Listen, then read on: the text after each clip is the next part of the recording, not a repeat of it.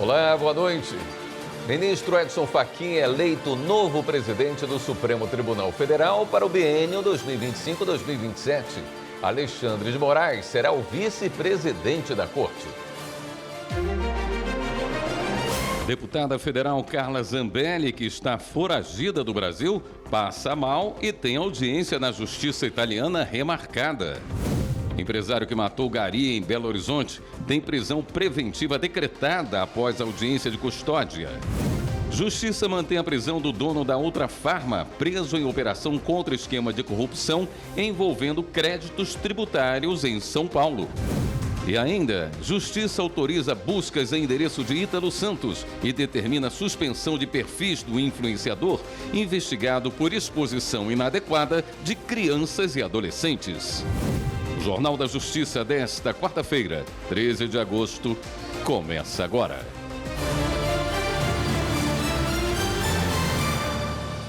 O Supremo Tribunal Federal já responsabilizou mais de 1.100 pessoas pelos atos antidemocráticos do dia 8 de janeiro de 2023.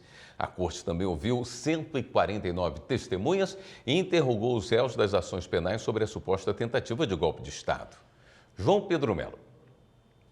Dos mais de 1.190 responsabilizados pelos atos antidemocráticos cometidos no dia 8 de janeiro de 2023, 638 foram julgados e condenados e outros 552 admitiram a prática de crimes menos graves e fizeram acordo com o Ministério Público Federal.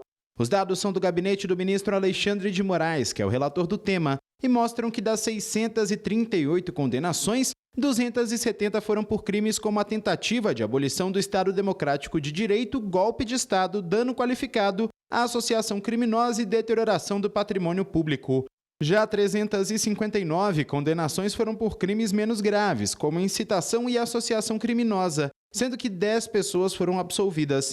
Além disso, neste momento, 29 pessoas estão presas preventivamente, outras 112 cumprem prisão definitiva, ou seja, o julgamento já foi encerrado e está em fase de cumprimento de pena. Outras 44 pessoas investigadas ou acusadas estão em prisão domiciliar, com ou sem tornozeleira eletrônica. O fato é que até julho o STF ouviu 149 pessoas indicadas pelas acusações e defesas sobre a suposta tentativa de golpe de Estado. As oitivas são etapas fundamentais do processo, permitindo que a Corte forme uma convicção diante do confronto das versões da acusação e da defesa. Depois das oitivas, foram feitos os interrogatórios dos réus, momentos em que eles puderam apresentar as próprias versões e responder às perguntas formuladas em juízo. O Supremo manteve por unanimidade a decisão que definiu a partir de qual data o abono constitucional de férias deve ser verificado para o cálculo da contribuição previdenciária. Devem ser considerados os valores devidos desde agosto de 2020. Repórter Carolina Chaves tem os detalhes. O julgamento do STF foi em plenário virtual e estabeleceu os critérios para cumprimento de uma decisão que foi tomada em 2020. Em agosto daquele ano, os ministros estabeleceram que o adicional de férias previsto na Constituição tem natureza salarial e não indenizatória, por isso deve entrar na base de cálculo para a contribuição previdenciária. A União pediu que fossem pagos os valores devidos antes da data da decisão. No entanto, em junho de 2024, o tribunal definiu que essa cobrança valeria somente a partir do julgamento de agosto de 2020. A União recorreu e alegou que a decisão anterior é omissa e contraditória e que os contribuintes não poderiam ter a expectativa de que a cobrança não seria feita, já que o Superior Tribunal de Justiça havia decidido em 2014 que a cobrança era válida. O relator do caso, o ministro Luiz Roberto Barroso, rejeitou os argumentos e afirmou que a decisão do STF foi clara. Segundo ele, a própria jurisprudência do Supremo vinha sendo alterada, o que justificou a definição de que a cobrança só valeria para o futuro. Todos os ministros acompanharam o entendimento do relator e ressaltaram que a modulação dos efeitos da decisão traz maior segurança jurídica, evitando que milhões de empresas tenham que pagar a tributação de forma retroativa, o que poderia gerar um grande impacto financeiro.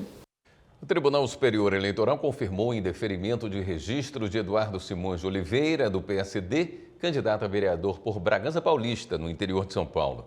A decisão foi dada por maioria de votos e validou o entendimento do Tribunal Regional Eleitoral de que o político estava inelegível em 2024. Evne Araújo. O plenário do Tribunal Superior Eleitoral confirmou o entendimento do Tribunal Regional Eleitoral de São Paulo de que Eduardo Simões de Oliveira, hoje suplente de vereador, estava inelegível nas eleições de 2024 em razão de condenação pelo crime de importunação sexual. O julgamento do recurso do candidato no TSE começou em março, quando o relator, ministro André Mendonça, votou para manter a decisão do TRE, que enquadrou Eduardo Simões de Oliveira na lei da inelegibilidade. No caso, o candidato foi condenado pelo Tribunal de Justiça Paulista a 1 ano e 2 meses de reclusão em regime aberto, convertido em prestação de serviços à comunidade e multa. A análise do recurso pelo TSE foi retomada com o voto vista do ministro Nunes Marques, que havia pedido mais tempo para analisar o caso.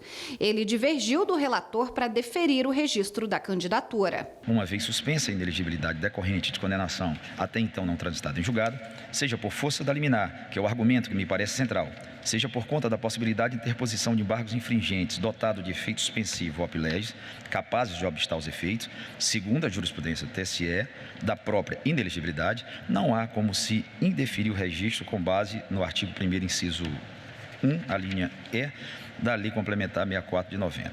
Esse é o quadro, com a mais respeitosa vênia dos que pensam de forma diferente, divide do eminente relator e voto para dar provimento ao agravo regimental e, provendo igualmente o recurso especial, deferir o registro de candidatura a vereador de Eduardo Simões de Oliveira.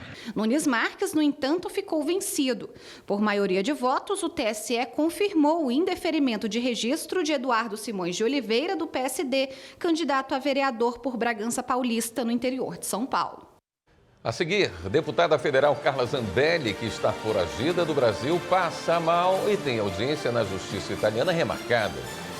E empresário que matou o Gari em Belo Horizonte tem prisão preventiva decretada após audiência de custódia. Os detalhes no próximo bloco. Até já.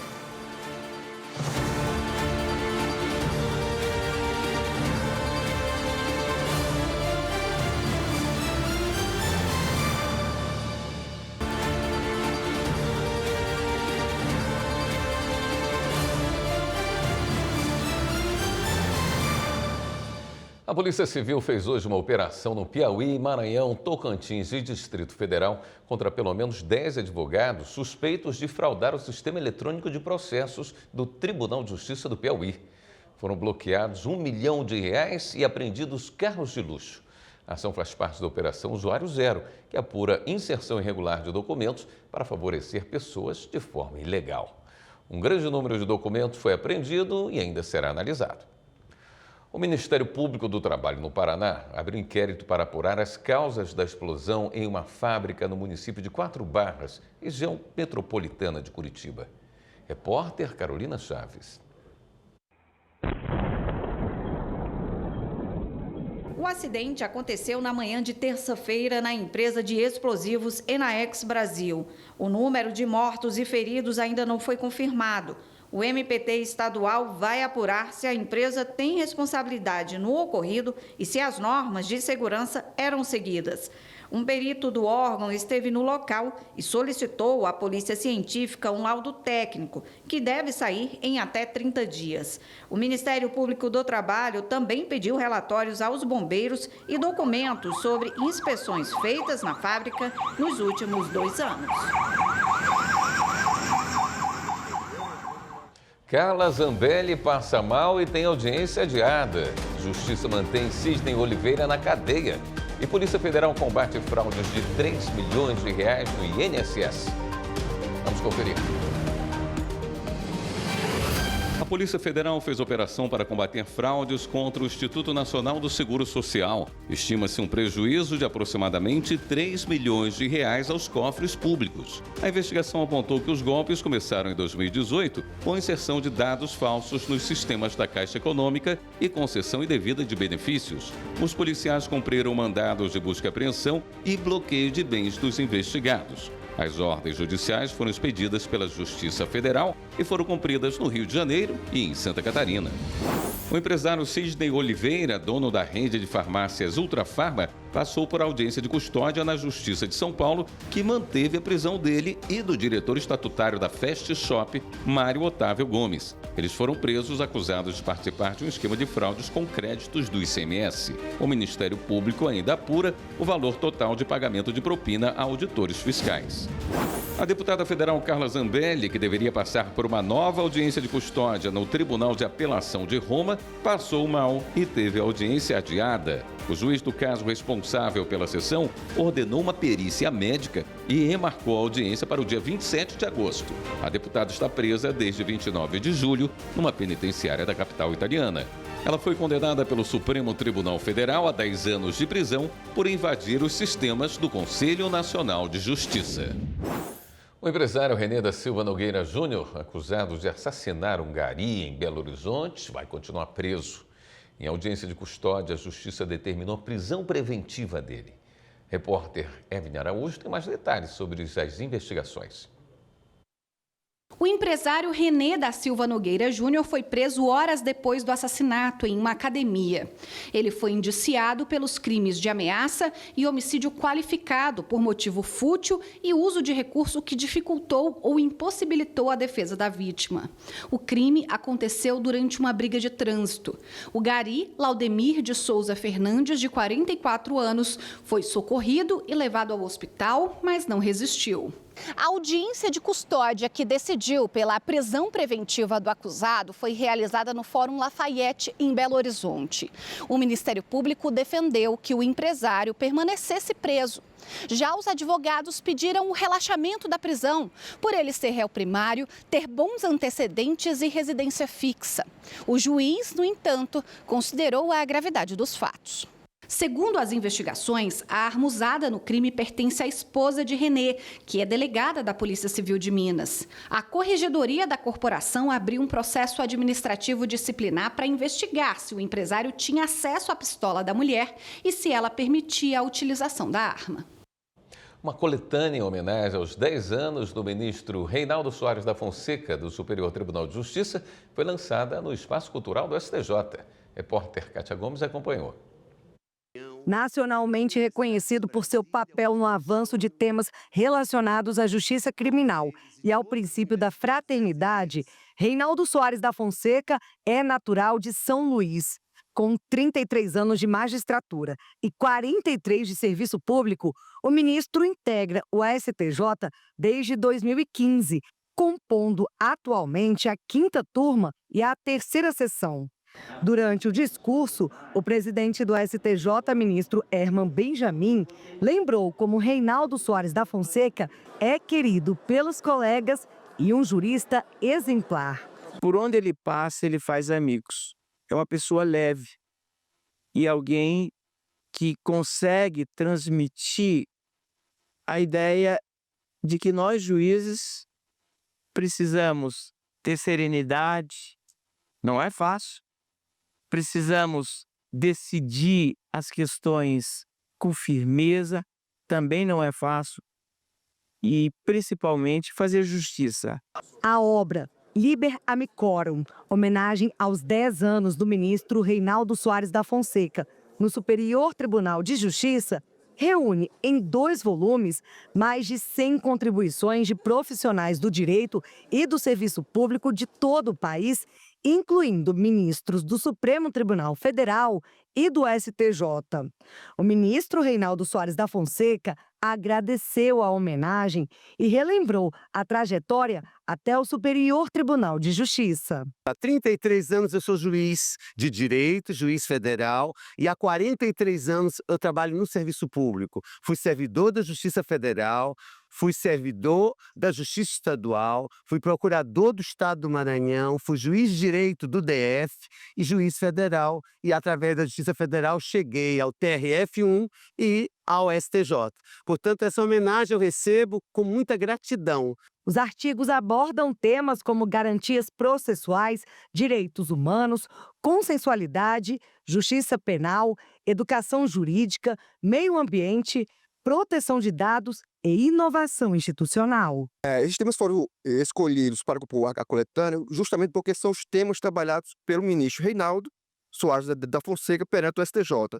E ele foi escolhido porque ele é uma pessoa maravilhosa, exemplar e com votos belíssimos e com grande profundidade no direito criminal. Além do advogado Wilson Furtado Roberto, o livro também foi coordenado por Aline Gomes Cacelato, Guilherme Veiga, Eronides Aparecido Rodrigues dos Santos, Luiz Merlim e Carlos Magno Costa Teixeira. O presidente do Supremo Tribunal Federal e do Conselho Nacional de Justiça, ministro Luiz Roberto Barroso, também contribuiu para a obra. Isso é mais do que um livro, isso é uma consagração de um autor, de um juiz e de uma pessoa extremamente queridos e respeitados na comunidade jurídica. Eu tive a honra de fazer o prefácio e de celebrar a trajetória jurídica do ministro Reinaldo Soares da Fonseca. No próximo bloco, a gente traz as informações da sessão plenária de hoje no STF. E o ministro Edson Fachin eleito novo presidente do Supremo Tribunal Federal para o biênio 2025-2027. Voltamos em instantes.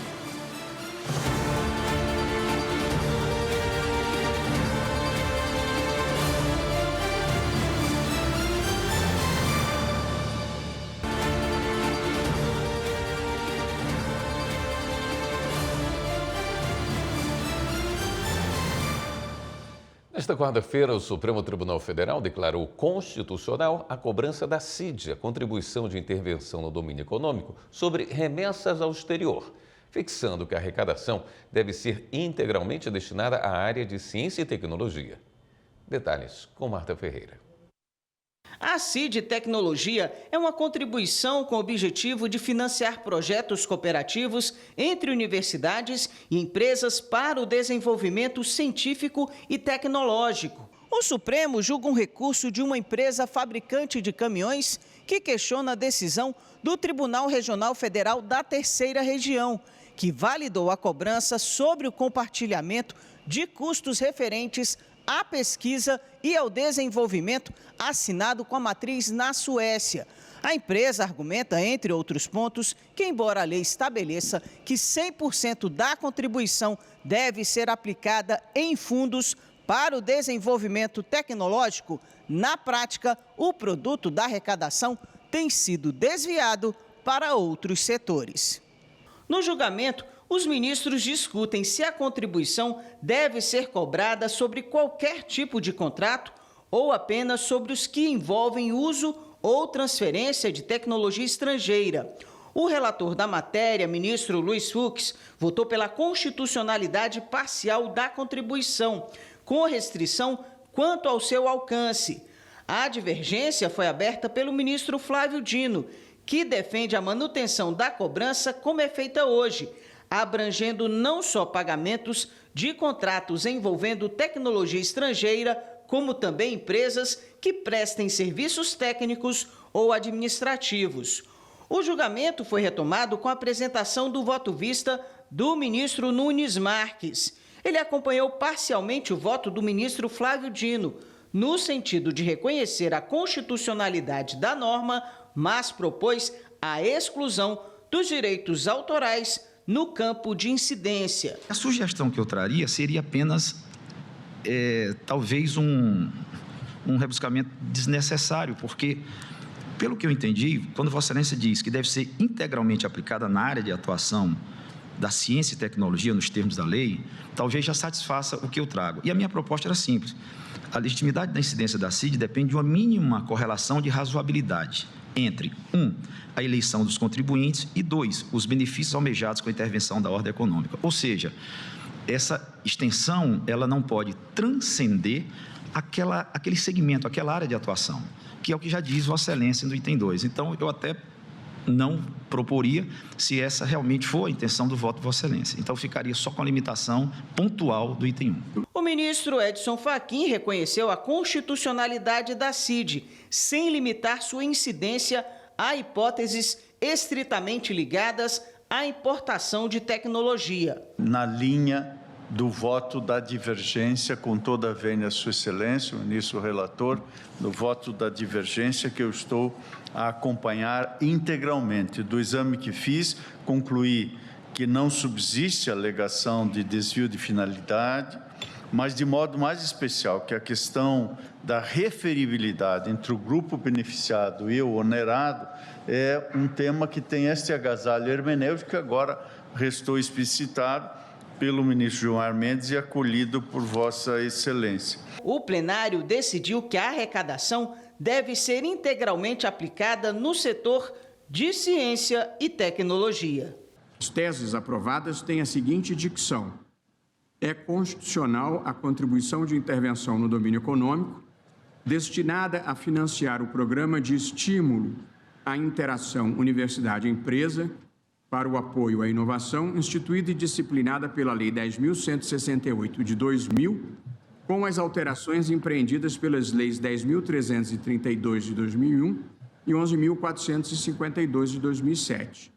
2. A arrecadação da CID, instituída pela Lei 10.168, com as alterações empreendidas, deve ser integralmente aplicada na área de atuação ciência e tecnologia, nos termos da lei. Portanto, a proposição de teses que prevalecem, são as do ministro Flávio Dino. E o ministro Edson Fachin foi eleito como novo presidente do Supremo Tribunal Federal e vai assumir o cargo no fim de setembro. Ele vai ter o ministro Alexandre de Moraes como vice. Os detalhes com o repórter João Pedro Melo.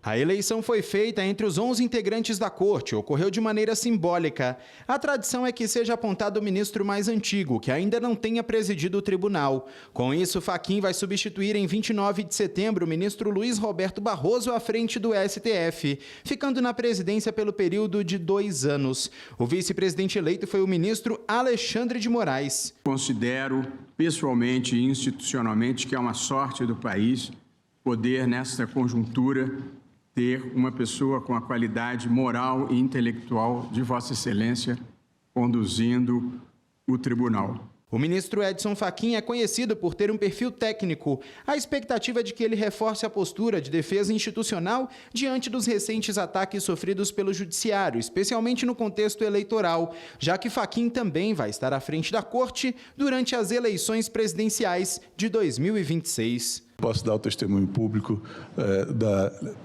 extrema dedicação ao trabalho, tanto do novo presidente quanto do novo vice-presidente, da hombridade, da segurança e do compromisso com os melhores valores da democracia. Pelo protocolo, a eleição é sempre no mês anterior ao fim do mandato do atual presidente, sendo necessárias as presenças de pelo menos 8 dos ministros da corte.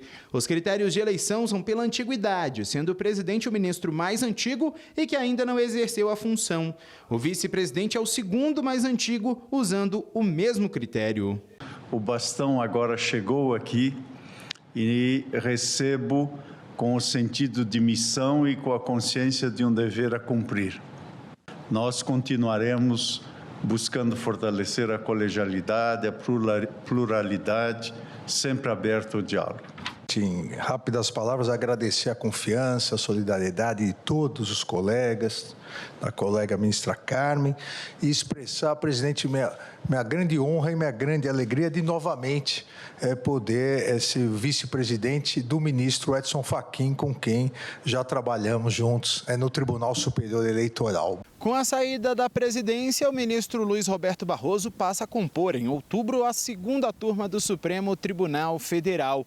Ele passa a ocupar a cadeira que hoje é de Fachin e deve atuar na análise de casos remanescentes da Operação Lava Jato. Já a composição da primeira turma, em que Moraes participa, julga os casos envolvendo a ação penal da tentativa de golpe em 2023 e não será modificada. 2 indicados ao Superior Tribunal de Justiça são aprovados em sabatina no Senado Federal. Repórter Marina Campos. A sabatina na Comissão de Constituição, Justiça e Cidadania do Senado foi acompanhada de perto pelo presidente da Corte, ministro Herman Benjamin. Os 2 indicados responderam às perguntas dos senadores e também fizeram uma apresentação inicial. O desembargador federal Carlos Pires Brandão falou aos senadores da sua trajetória profissional e do papel do Poder Judiciário. O Judiciário não pode ser uma máquina de conflito. O Judiciário deve, sim, promover a paz e o desenvolvimento e a segurança jurídica e a confiabilidade nas instituições. A procuradora Maria Marluce Caldas Bezerra também falou da sua carreira no Ministério Público e ressaltou que pretende representar as mulheres dentro do STJ. Essa indicação honra o Ministério Público do meu estado, valoriza a mulher nordestina, reforça o papel da diversidade no sistema de justiça brasileiro e reafirma a importância das instituições públicas na construção de um Brasil mais justo e mais humano. Indicados pelo presidente da República, Luiz Inácio Lula da Silva, os nomes de Carlos Pires Brandão e Maria Marluce Caldas Bezerra faziam parte de duas listas tríplices formadas pelo Pleno do STJ no dia 15 de outubro do ano passado. As vagas foram abertas com as aposentadorias das ministras Laurita Vaz, que era integrante do Ministério Público, e a Suzete Magalhães, da Justiça Federal. Carlos Augusto Pires Brandão é natural de Teresina. Tomou posse como juiz em 1997 e ocupa o cargo de desembargador do Tribunal Regional Federal da Primeira Região desde 2015. Maria Marluce Caldas Bezerra é alagoana e integra o Ministério Público do Estado desde 1986. Em 2021, foi promovida ao cargo de Procuradora de Justiça.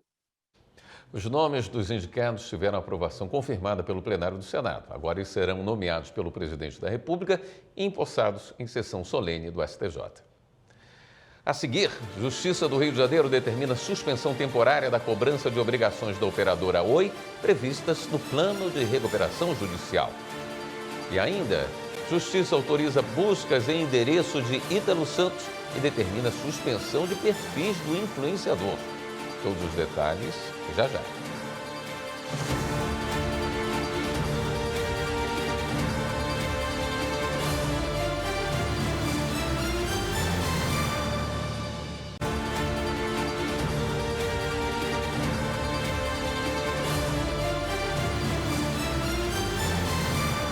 A advogada Verônica Abdala Esther manteve o nome aprovado há pouco pelo plenário do Senado para ocupar a vaga de ministra do Superior Tribunal Militar. Ela vai ocupar uma das 5 vagas de ministros civis da Corte Militar e será a segunda mulher no STM, ao lado da atual presidente Maria Elizabeth Rocha. A discussão sobre exploração e abuso de criança e adolescente ganhou destaque nesta semana depois da repercussão do vídeo do influenciador Felca. Nesta quarta-feira, a Justiça autorizou buscas em endereço de Ítalo Santos, denunciado na gravação e investigado pelo Ministério Público desde 2024. Os detalhes com o repórter Pablo Lemos.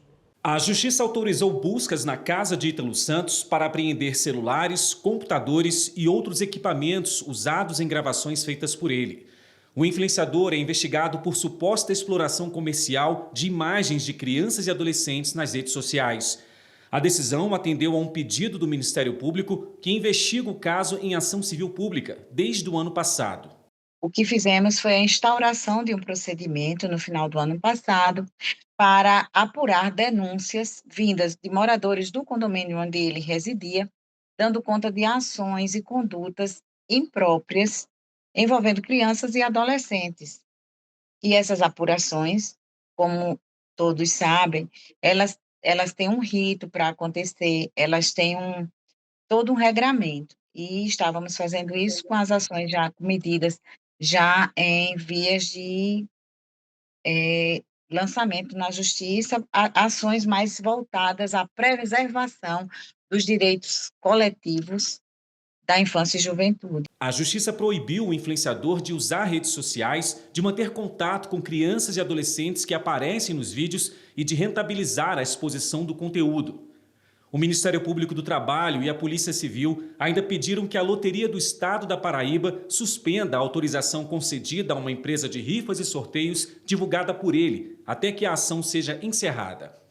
O influenciador paraibano de 28 anos, Ítalo José Santos Silva, que se apresenta com o nome de Ítalo Santos na internet, virou um dos nomes mais comentados nas redes depois de ser denunciado em um vídeo do youtuber Felca, há uma semana. No vídeo, ele citou outros casos preocupantes e como os algoritmos facilitam a ação de pedófilos no ambiente virtual. O algoritmo, principalmente dos vídeos verticais, que tem saída muito mais rápida, funciona por recomendação do que ele entende que você tem interesse em ver. Ou seja, o like que você dá, você ter mandado para um amigo, o tempo que você passou consumindo, tudo isso entra no cálculo. A maior parte da polêmica envolve Camila Maria Silva, conhecida como Camilinha, que chegou a anunciar uma gravidez. Hoje, com 17 anos, ela foi a primeira criança a ser exposta pelo influenciador desde 2018. Nós começamos a acompanhar na internet esse movimento do vídeo do Felca e entender que ele conseguiu furar essa bolha,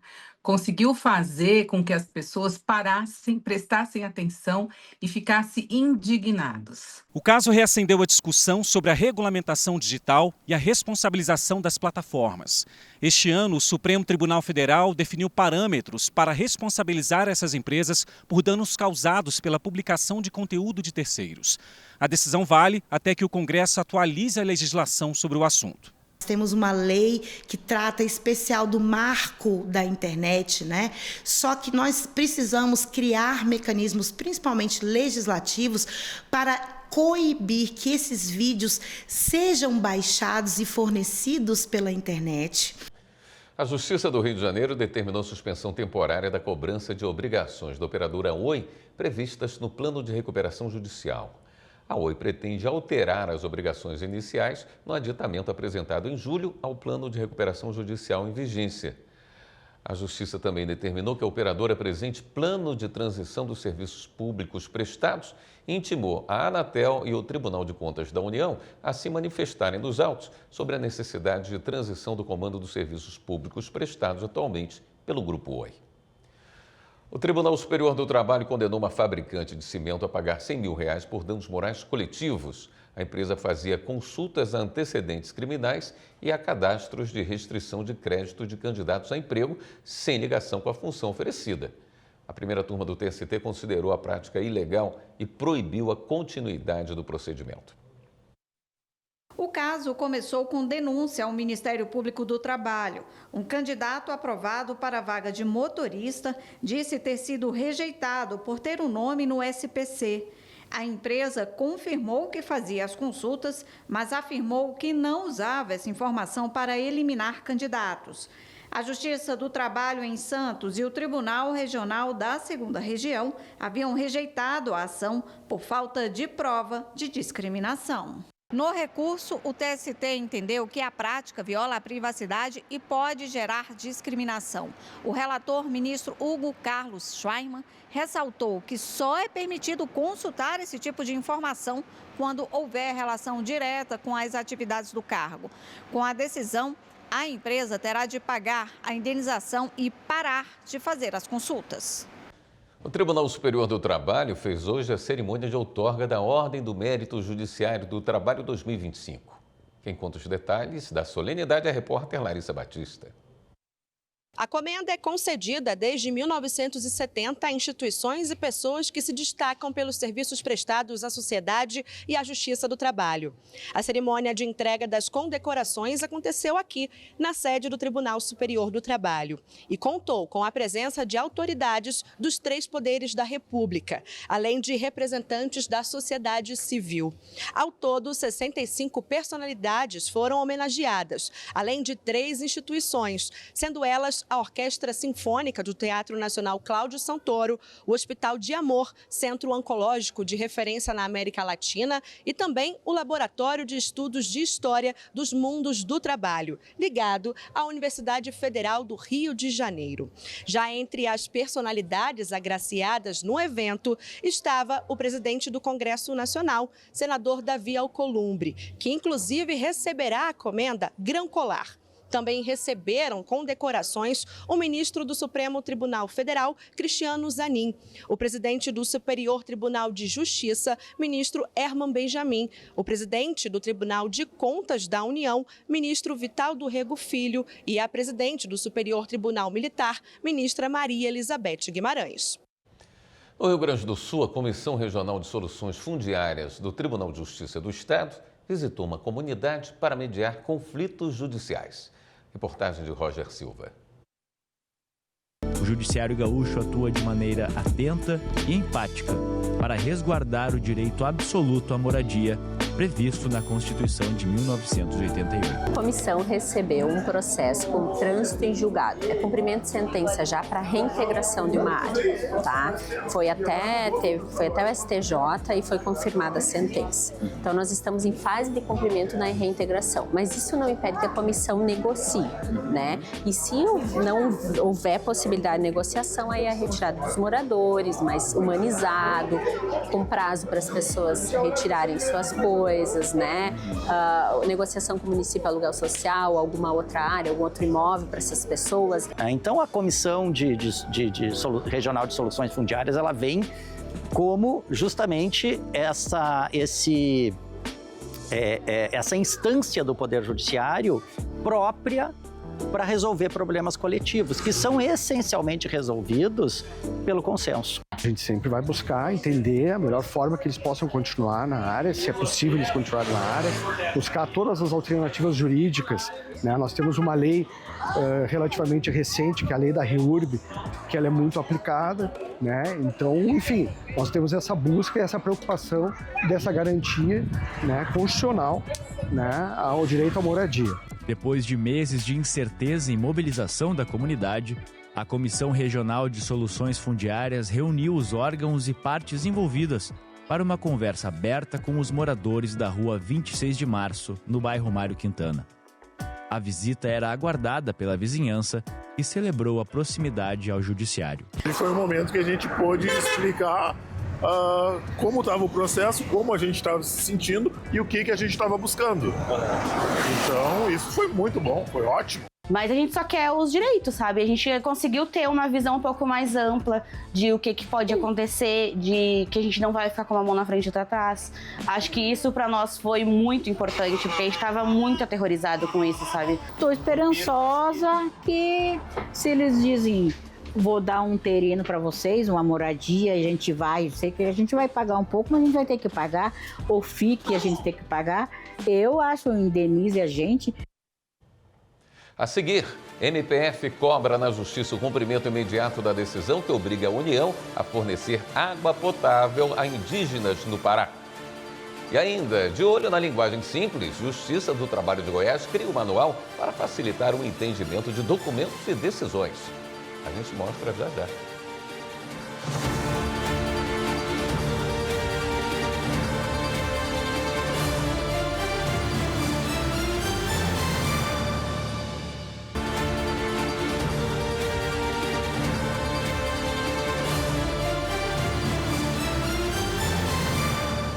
A Justiça do Distrito Federal tornou réu o empresário Kleber Lúcio Borges pelo crime de lesão corporal. Kleber foi filmado por câmeras de segurança batendo na mulher no elevador do prédio onde mora, no Guará, região administrativa do Distrito Federal, no início do mês. A denúncia foi apresentada pelo Ministério Público. E o MPF pediu à Justiça o cumprimento imediato de decisão que obriga a União a fornecer água potável a indígenas no Pará. As informações com Márcio Fontinelli. Depois de comprovar que o governo federal não adotou nenhuma medida para garantir o fornecimento de água potável às comunidades indígenas que vivem no sudoeste do Pará, o Ministério Público Federal acionou a Justiça para que a União seja obrigada a cumprir a decisão judicial publicada em abril deste ano e adote ações em favor dos povos. A disputa judicial teve início em 2024, quando o MPF apontou que o poder público não fez nada para resolver a crise humanitária na região, que sofre principalmente com a seca. A Justiça determinou que a União forneça mensalmente água potável, sob pena de multa diária de R$1.000. Em Mato Grosso, o município de Campo Verde transformou em política pública a iniciativa que utiliza os círculos de construção de paz nas escolas, promovendo respeito e escuta ativa entre facilitadores e alunos. A reportagem é de Fernanda Fernandes. Desde 2022, o município de Campo Verde, a 137 quilômetros de Cuiabá, transformou o programa Eu e Você na Construção da Paz em uma política pública. A iniciativa utiliza os círculos de construção de paz nas escolas e, para aprimorar esse trabalho, anualmente é realizada a Semana Restaurativa, reunindo em diversas unidades escolares facilitadores e alunos em práticas que promovem respeito e escuta ativa. A gente aprendeu muita coisa legal, a gente aprendeu a respeitar os outros, a gente aprendeu a escutar mais e falar menos. Aprendi a respeitar o colega, a não fazer bullying, na hora que ele estiver triste, ir lá conversar, chamar ele como ele gosta, pelo nome ou pelo apelido e fazer ele se sentir bem. Em reconhecimento ao sucesso do programa, a presidente do Núcleo Gestor da Justiça Restaurativa do TJ de Mato Grosso, desembargadora Clarice Claudino da Silva, visitou a comarca. A programação começou no Centro Educacional Paulo Freire, que adota a metodologia com 400 alunos do 4º e 5º ano. A magistrada pôde conversar e interagir com as crianças e com toda a equipe. E quando você cria essa conexão, né, entre pessoas, em que as pessoas se sentem seguras para falar, se sentem acolhidas, com certeza nós criamos aí, né, uma outra condição de convivência, que é o que nós queremos com a justiça restaurativa nas escolas. Nós trabalhamos isso, né, em benefício da construção de uma pacificação social. Em seguida, foi realizado no auditório da Câmara de Vereadores um encontro com facilitadores formados pelo Nugijur e que atuam em escolas e em outros órgãos do município. O curso nos prepara para a gente conseguir ouvir os nossos alunos e os nossos colegas, a nossa família, né? A gente começa a mudar na nossa vida também. Durante a visita à Câmara Municipal, a desembargadora foi homenageada junto com magistrados e servidores envolvidos na gestão do programa com uma moção de aplausos. É mais do que um reconhecimento, né? É um ato de gratidão receber essa moção de aplauso em nome de cada um dos facilitadores do nosso município. Eu saio muito convicta de que nós estamos no caminho certo, investindo o tempo, investindo tudo que podemos nos círculos de construção de paz nas escolas. Após aderir ao Pacto pela Linguagem Simples, o TRT de Goiás criou um manual para tornar decisões e documentos mais acessíveis. A iniciativa busca eliminar barreiras na comunicação, garantindo clareza e objetividade no contato com o cidadão. Confira na reportagem de Gustavo Toledo. Quem já precisou entrar com ação no Poder Judiciário provavelmente se deparou com algum texto desse tipo ao ler uma decisão judicial. Considerando os elementos fáticos e jurídicos delineados nos autos, imperiosa se faz a constatação de que a reclamada negligenciou suas obrigações contratuais, ensejando a condenação ao pagamento das verbas rescisórias postuladas, sob pena de incidência de multa diária. Para saber se é fácil ou não entender o que a sentença diz, fomos às ruas perguntar para as pessoas o que elas acham. Ao ler uma sentença dessa, o que o senhor entendeu? Nada, absolutamente nada sobre isso aí. Não sei nem de que está falando isso aí. Sinceramente, não entendo. Nosso jurídico, a linguagem parece não, é complicada de a gente que é leigo em diversos tipos de situações, isso aí não entende nada. Para falar com a gente, eu acho que seria mais uma linguagem mais padrão para a gente, entendeu? Mais simplificada. O uso de uma linguagem técnica mais rebuscada é muito comum na justiça brasileira. Mas para quem não é da área do direito, fica difícil entender o que está escrito numa decisão judicial, por exemplo. E aí o juridiquês acaba atrapalhando a comunicação com o público. Para mudar isso, o TRT de Goiás lançou um guia que vem orientar e incentivar magistrados e servidores a adotarem termos mais simples, uma linguagem mais fácil de entender. Este magistrado participou do grupo de trabalho que construiu o guia e explica a necessidade da mudança. Vem desde o direito romano essa tradição de utilizar termos que são muitas vezes incompreensíveis para quem não é da área. No entanto, atualmente o Poder Judiciário se deu conta de que tem que se aproximar da sociedade. E daí veio a questão da importância da linguagem simples. Para vencer o preconceito com o uso de termos mais diretos e objetivos, o manual mostra como a linguagem simples pode ser colocada em prática e dá dicas para evitar jargões e estrangeirismos. Um exemplo é substituir expressões como erga omnes pelo seu significado, que é válido para todos. A preferência é sempre usar palavras conhecidas do público. Tudo que facilita o entendimento e economiza tempo de quem está lendo tem a ver com a linguagem simples. Tudo deve ser feito para que todos entendam o que o juiz quer comunicar na hora de redigir uma sentença. O que mais atrapalha na linguagem jurídica, desses vícios de linguagem, se não me engano, seria a prolixidade, né, e a ambiguidade. Então, esses dois erros, se forem retirados das nossas petições, dos nossos documentos oficiais, comunicados, qualquer documento que possa ser juntado em procedimento administrativo ou processo judicial, contratos, tudo isso já vai melhorar muito o entendimento, e é isso que interessa na linguagem simples. O TRT goiano foi um dos primeiros a elaborar o guia para atender ao Pacto Nacional do Judiciário pela Linguagem Simples, promovido em 2023. O material foi produzido pelo Laboratório de Inovação e Objetivos de Desenvolvimento Sustentável, com a ajuda de vários profissionais, como advogado, professor, magistrado, servidores e também da Justiça Eleitoral. A equipe sabe que o melhor caminho não é impor o que está no manual, mas sim conscientizar sobre a necessidade da mudança para aproximar mais o cidadão da justiça trabalhista. A gente convida os servidores, os magistrados inicialmente, a nos indicar que expressões jurídicas que eles acham difíceis de serem compreendidas pela população em geral. E, em seguida, nós vamos produzir uma lista que também vai servir como um apoio para quem está escrevendo o texto, né, jurídico, de forma que ele tenha essa opção de ler lá na lista que palavra que eu posso substituir por outra. Facilita esse processo também. Em um segundo momento, essa campanha vai para o público em geral, para que todo mundo conheça sobre a linguagem simples e nos auxiliem a mudar essa cultura na nossa justiça. Esta edição do Jornal da Justiça fica por aqui.